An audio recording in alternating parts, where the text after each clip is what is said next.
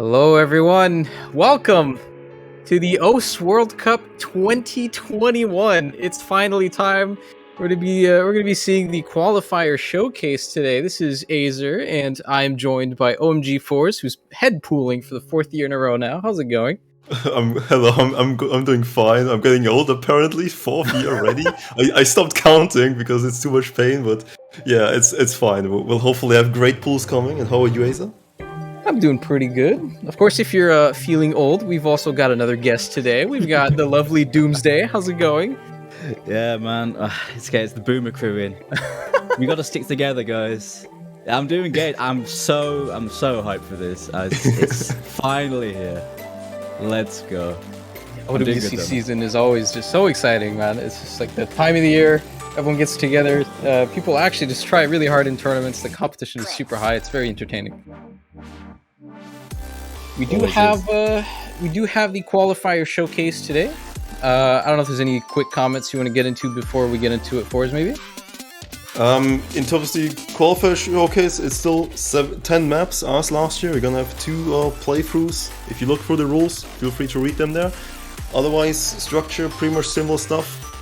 And yeah, for the rest of the pools and the scaling stuff, we can get through it into that during the maps. All right. Well, if we're all good to go, let's get into the first map. The very first map of OS World Cup 2021, Nomad 1 by Skyflame. Let's take a look at Confidence Driver. Alright, I mean, if you know Skyflame, you know what to expect here. It's a Nomad 1, it's mostly focused on the jumps, it's long, so it's also a bit of a consistency test. I mean, Skyflame's style has been cemented in a lot of community tournaments already, and yeah, it's just very comfortable. There's nothing no curveball thrown at you. It's what you expect. The only curveball actually in this map is a short one third part, which has a bit of spacing, but if you know it's coming up, you should be fine. Yeah, I think Skyflame is a good company number 1, really. It's like Skyflame number 1 are very popular. That's exactly what I was going to say. It's exactly what you'd expect. It's exactly what people want. He's very good at doing this. It's very nicely structured, you know? It's very yeah. Oh, it doesn't have anything weird in it. It's no model.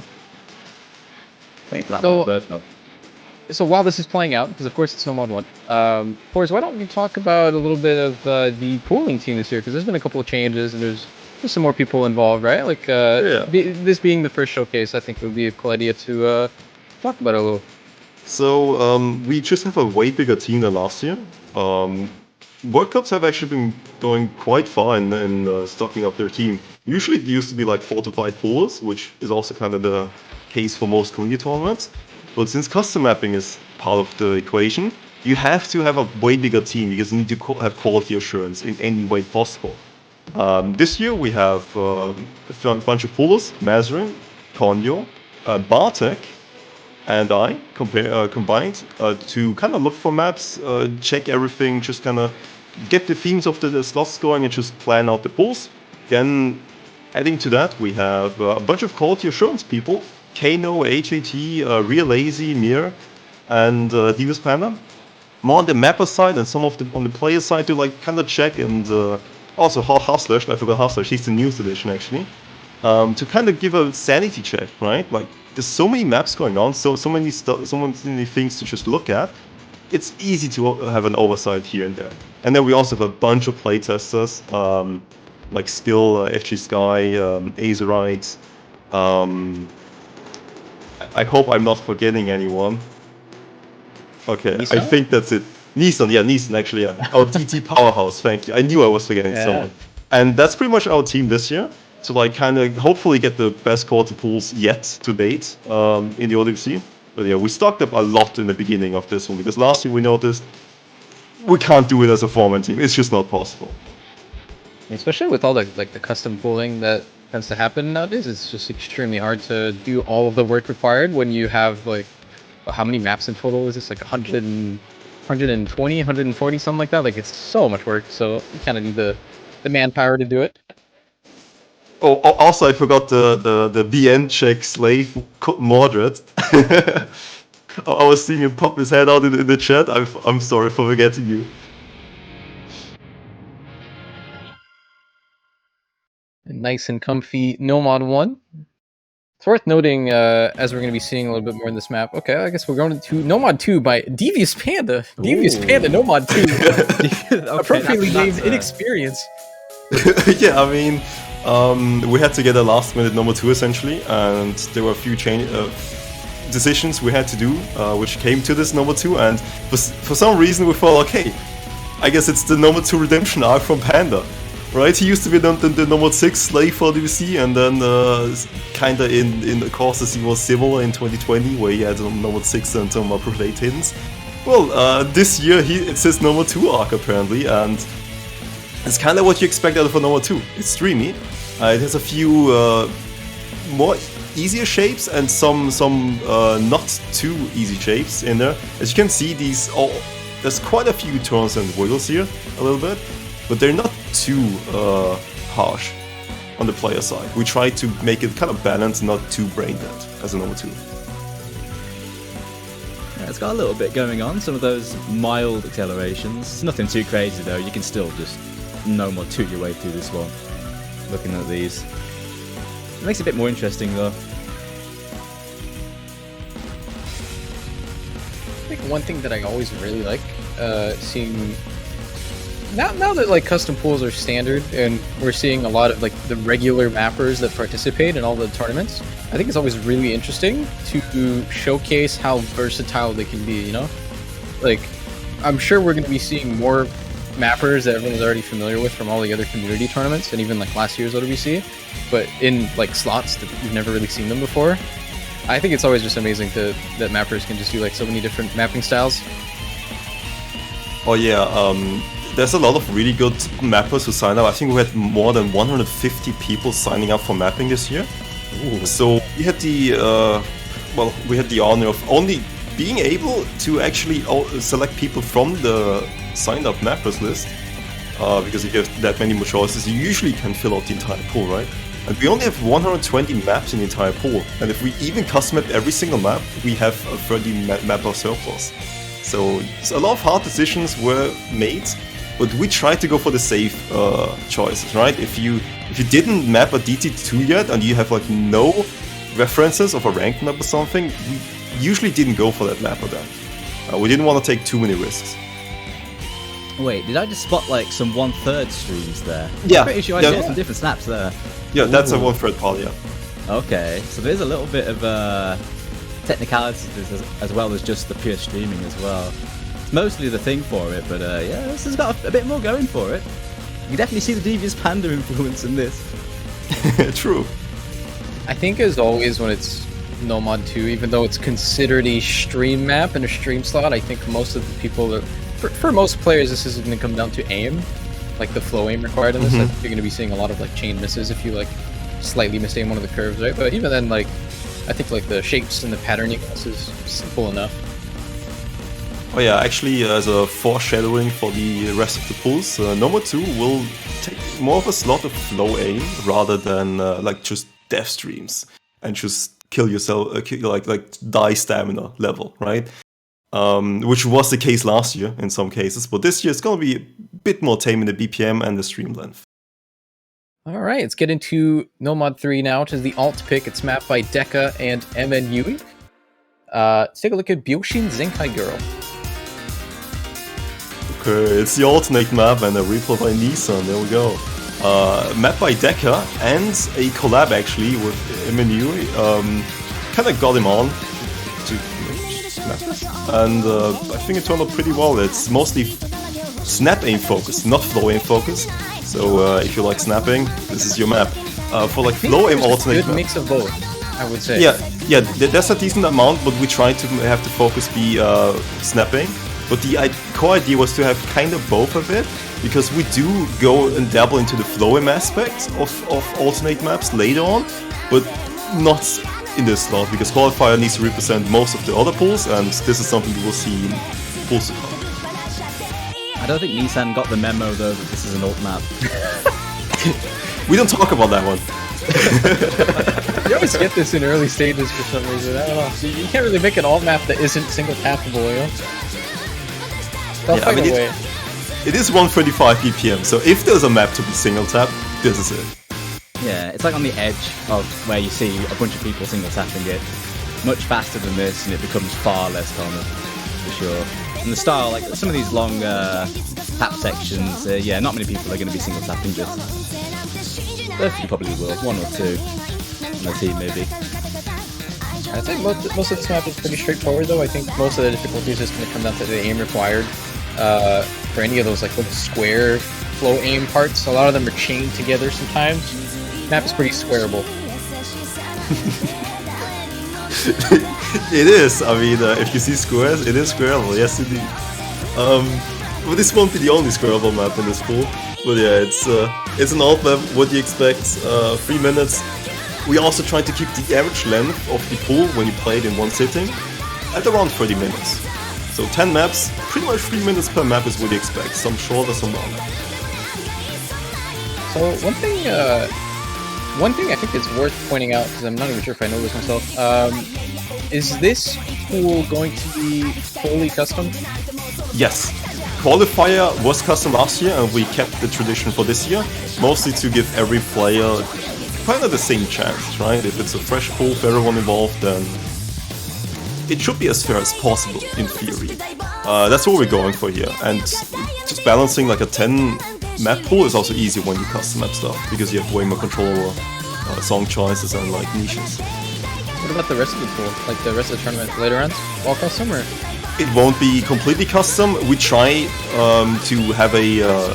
first we try to find any and all ranked and unranked maps which fit for tourney play, slot them all in, and then we kind of see, are these good, like tournament maps, and do we still want to keep them? We have like 2 or 3 times we take a look over stuff. And then once we are good with the things we have in the pools, we start filling out the rest of the pools with custom maps. So first we try to find anything and all that is possible to find. But so far it's looking similar, as a similar ratio to last year in customs versus pick maps. Alright. Well, the last no mod now. Let's get into tech. Some good old Camellia tech with Mir. Let's listen to Heartless Being.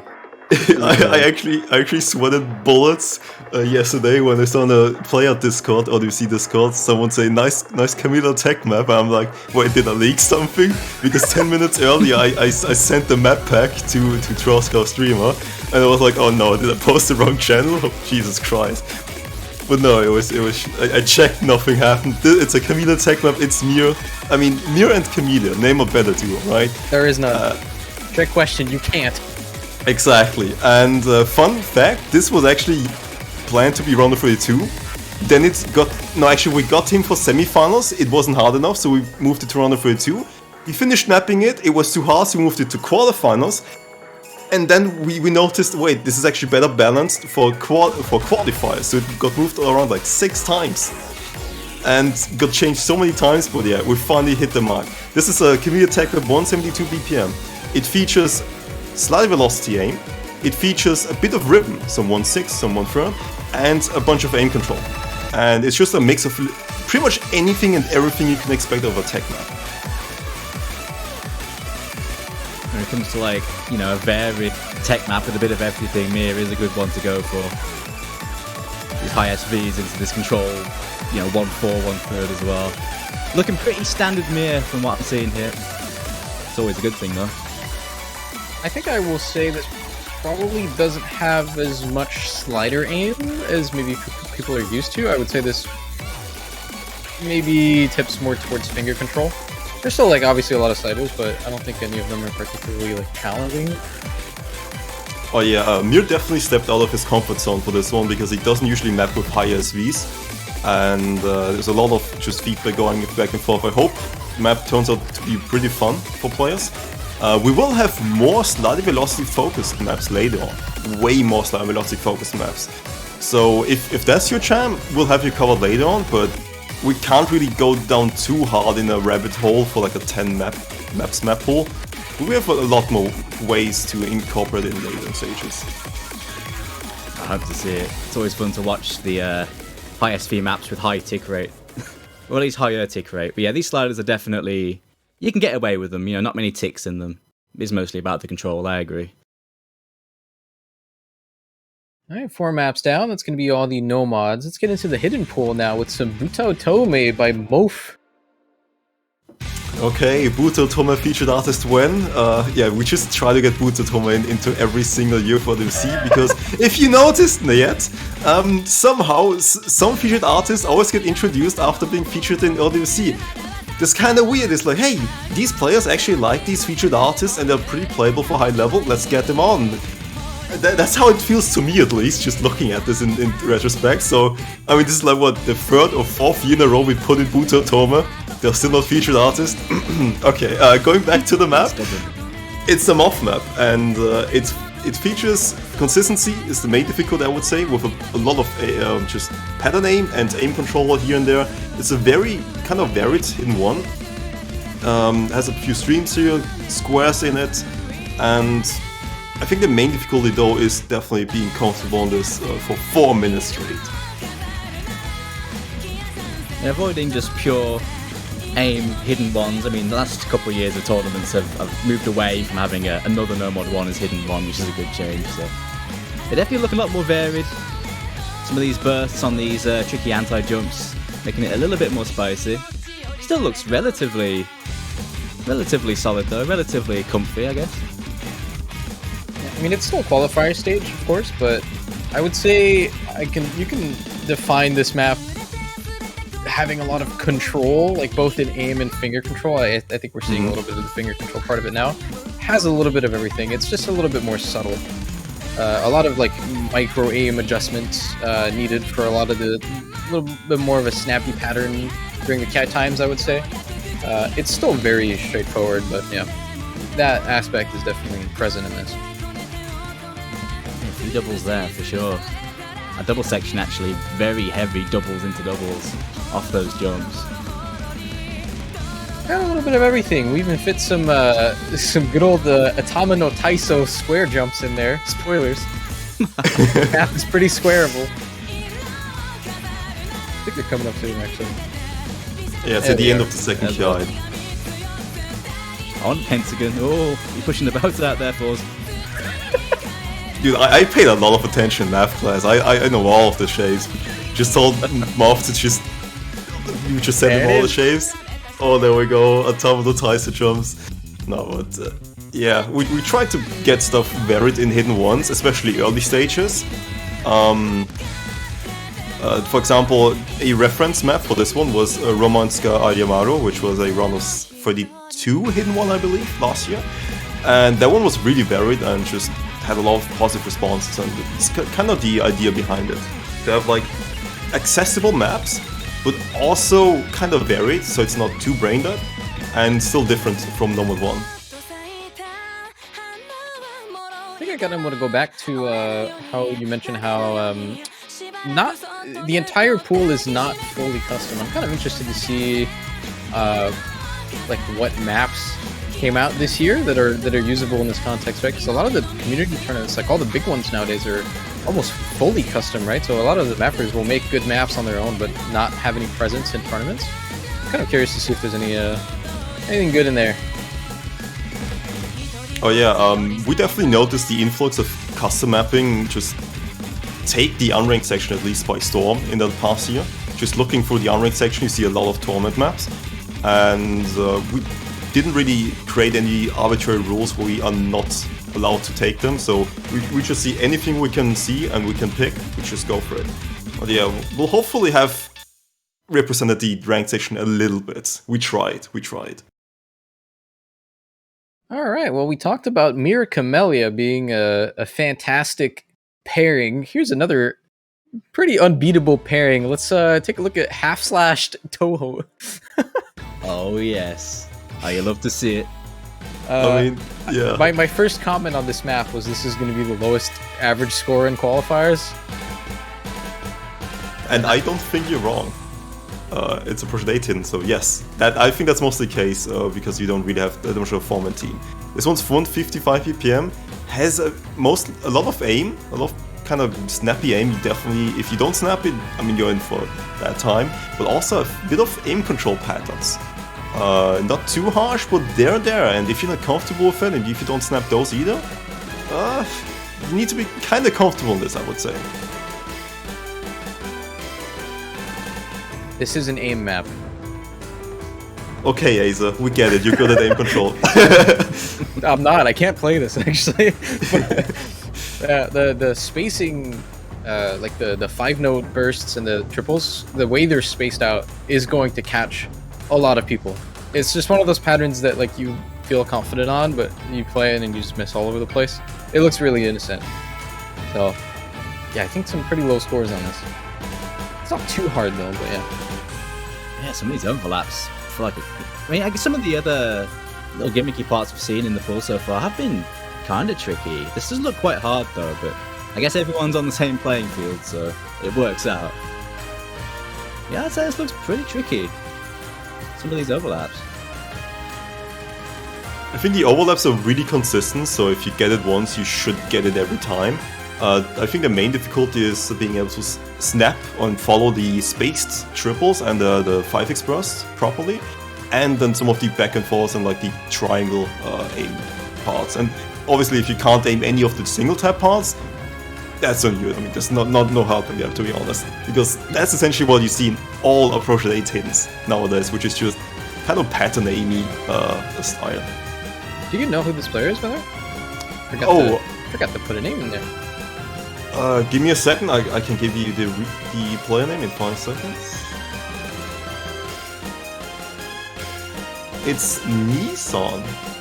Ooh. Yeah, Nissan, yeah. He's actually, surprisingly, we got him in on for DT replays, and he's got some really good feedback for hiddens as well. He really likes his approach 8 hiddens. Yeah, mapped quite a few recently as well. Had a few like lower approach rate maps ranked, I've noticed. Well, that about wraps up the hiddens. We're at 6 out of 10 now. Only hard rocks and DTs to go. So let's get into a pretty nostalgic song. I think people are going to be very familiar with this one. It is Dispel by Yogurt. Yeah, 200 BPM, mostly jump focused hard rock 1. It has a few double cylinders, so a slight amount of synchro, not really a lot. It catches you off guard like the first time around playing it, but otherwise it's fine. It tries to double down a bit on slightly awkward aim, but we tried a lot to buffer it in a way that it's still very comfortable to play. So in some cases I think it looks a lot harsher than it actually plays, because we tried buffering stuff out of sliders and into triples, so you have always a break when going from like a square type pattern to a triangle whatever, so the spacing variance and the angle variance is mostly buffered.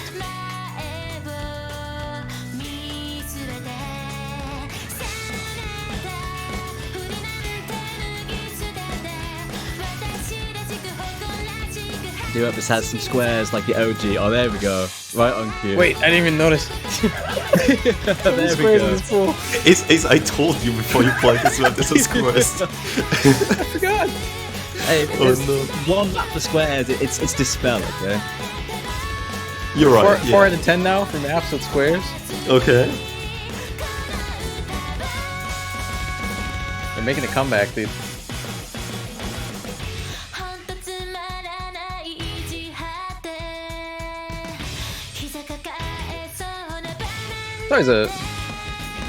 I really like this for custom pools when people just map like really old songs that everyone's familiar with, but just with like a modern twist, you know? Yeah, like actually having proper rhythm. Yeah, I get it. Now, following the song, yeah, pretty cool criteria to follow for a modern map. You can stretch that definition a bit.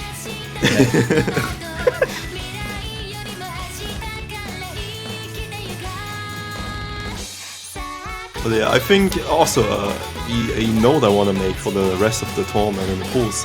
Hard Rock 1s last year used to be pretty much a normal one, but kinda extended, right? This year Hard Rock 1s are slightly different, but we're not going full courses, where it's like completely different, and some of the extreme maps sometimes. We try to have some versatile Hard Rock 1s in the future. which aren't things you really expect, but we'll keep it grounded. We won't go too ham.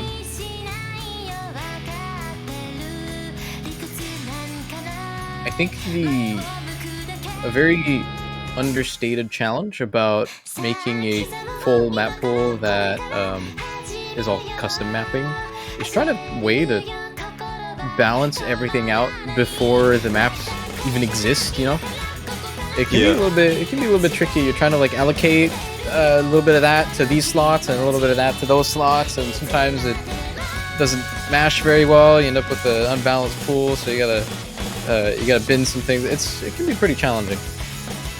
Yeah, we unfortunately had to bin, I think, 3 maps so far out of a lot of them. I'm gonna get to the total when we get to later stages, but we unfortunately had to bin a few, which always sucks for anyone involved. But yeah, sometimes you have to do it because it's hard to like plan out everything perfectly. Alrighty, second Hard Rock now. It's another familiar Hard Rock mapper in Cloyd. Let's take a look in Ophelia. Oh, good artist though. Oh yeah. Some Cloyd as well. Classic, small circle size mapper. Popular on Hard Rock. Lots of CS5 maps ranked. I mean, Cloyd just signed up as a mapper and he puts MSC's 5-1 trigger in this application. I mean, you cannot not put him on CS5 after writing that command. This was actually, I think, the first custom map done at all in the entire tournament. So this is really old at this point compared to the other maps. But yeah, it's kind of thing control-y, a bit aim control there, and should be a little bit tapping heavy.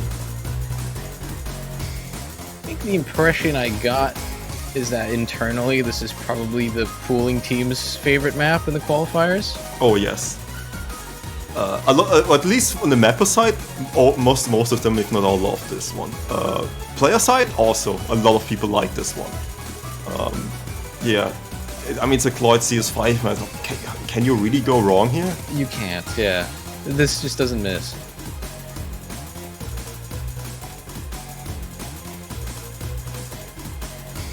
Always happy to see this.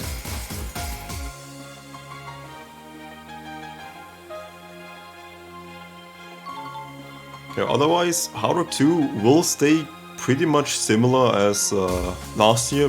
We won't... I think we hit most of the Hard Rock 2 marks last year. People really like aim control in some ways, like pattern aim, they do like that. People don't really like streams too much on Hard Rock 2, but a few people do, so we try to...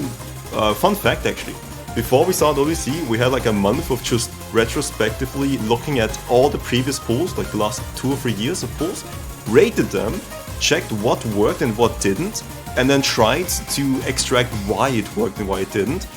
Wrote down a lot of different themes for maps which work for different slots, like stuff on CS5 doesn't really work if it's too overloaded, and then try to build like a Lego. It's like building something out of Legos. That's what we pretty much did for this year. It's a great way to do it, actually. Great way to look at it. All right, let's get into double time. First one by Impure Pug. I believe it's Impure Leg now, or something. Kokoniiru Kara. Some good old Ito Kanako, I think. Yeah, Also I mean, kind of somewhat of a nostalgic artist. Yeah, you see a lot of ranked maps everywhere, pretty much, of this artist. It's representing the Eroga part of ranked maps, I guess, because there's so many Eroga openings of just generally ranked and just mapped. This one is DT, and it's speed focused and has a little bit of aim, but it's mostly looking towards the tapping side. So if you can tap this should be really comfortable and free, I would say. What AR base is this? AR 9.93? Is that like 8.4. AR 8.4? Yeah, 8.4. Not too high then, actually.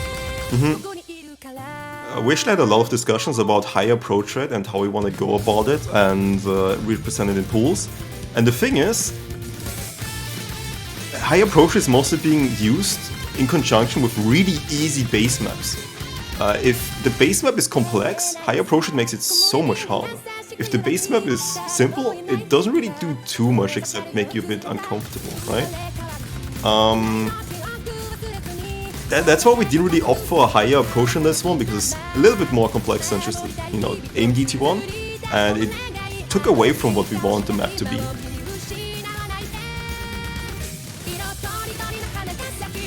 I think one of the challenges for qualifier pools with DT is always trying to fit all the different skill sets that people usually want in there in only 2 maps.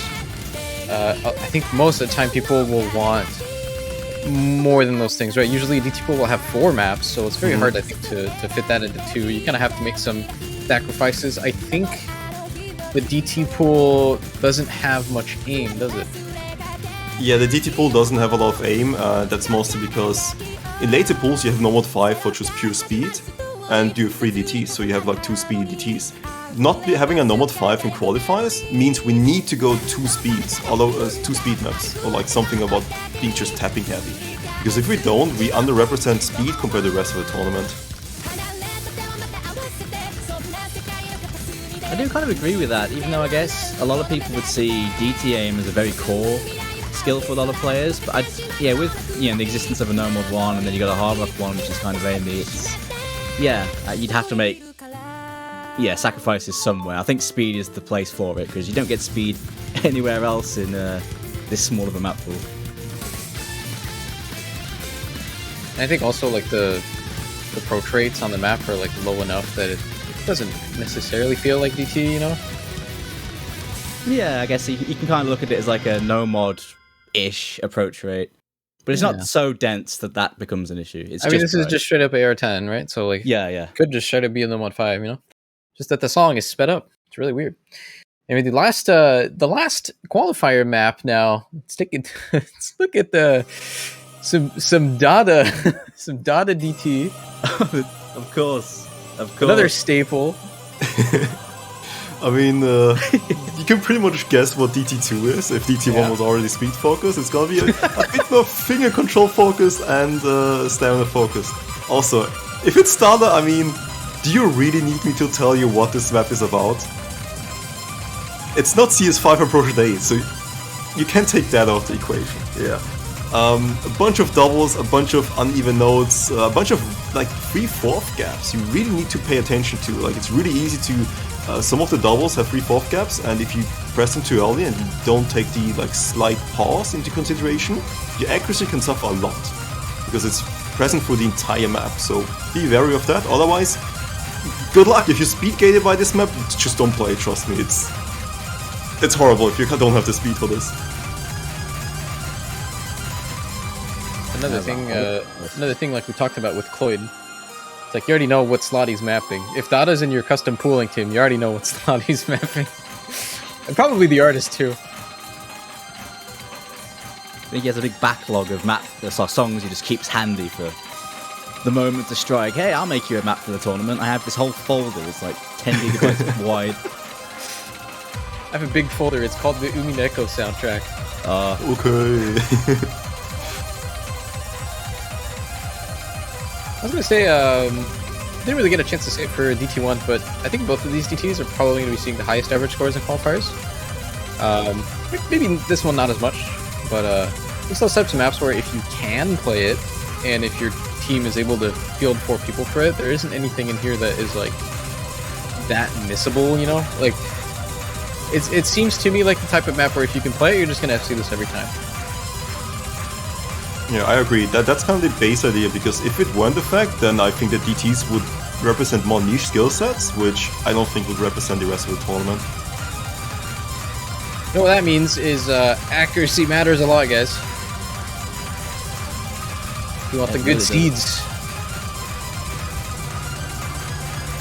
Or you just have a good team for the rest of the pool. I mean, could also work out. Just click the circles, guys. Just FC. I don't see the issue. Yeah.